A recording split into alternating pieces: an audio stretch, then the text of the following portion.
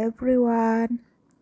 So ngayon ang ituturo ko sa inyo is kung paano gumawa ng thumbnail gamit ang add text maliban sa PicsArt.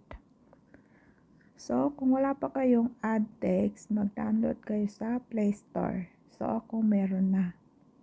So ngayon, click natin ang add text. Yan, pwede tayong pumili ng background. Ang kaibahan lang nito is walang cutout. Hindi tulad sa PicsArt na may cutout. So, yan. So, pili tayo ng background. Ito. So, ngayon, crop natin. 16:9. Itong pang YouTube. Yan. And then, photo. Ito. Pipiliin ko. Adjust lang. Kung pwede nyung palakihin, ganito lang. And then,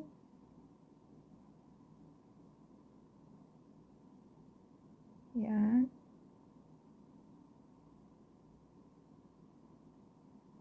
Ganyan lang.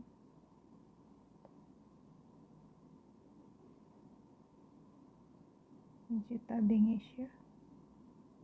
Yan. So,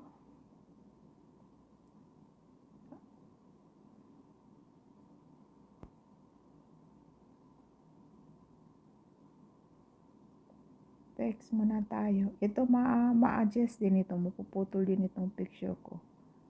Malalain din siya sa yellow. So, add text tayo. Paano gumawa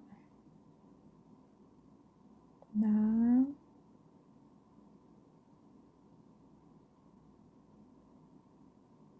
thumbnail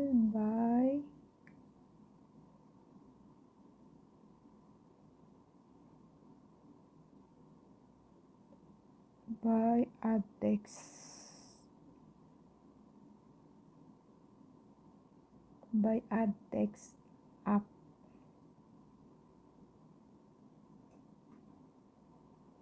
So, yan na. And then, click arrow. And then, pili kayo kung anong gusto ninyo. Shadow, blend, stroke. Pero sa akin, ang ginagamit ko lagi is stroke. So, pwede kayong maglagay ng color ng stroke nyo. Sa akin, hindi na. Black na lang. Yan. Ganyan. So, adjust natin yan. Paliitin natin. Ganyan. Ganyan. And then, add text pa rin natin. Please subscribe. Yan. And then, arrow again. Lagyan natin ng color. Anong gusto natin color? Ito. Hindi pangit siya, no? Dito tayo. And then, stroke. O, ganyan siya. Ganyan. Ganyan lang. Ganyan lang ako gumawa ng thumbnail. And then, save. O, yan na. Nakat na yung picture ko.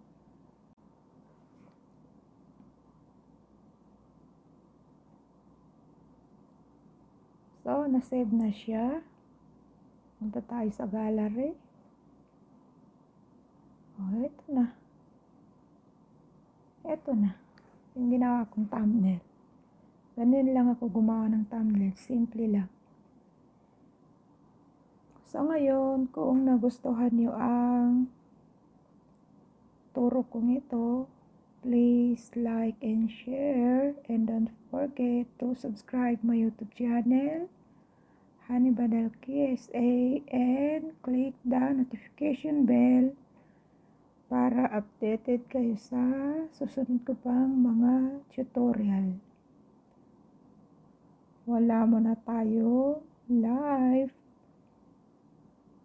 Pag-uwi ko na lang ng Pilipinas, inshallah. So, bye-bye. Keep safe and take care always. Love you all, guys.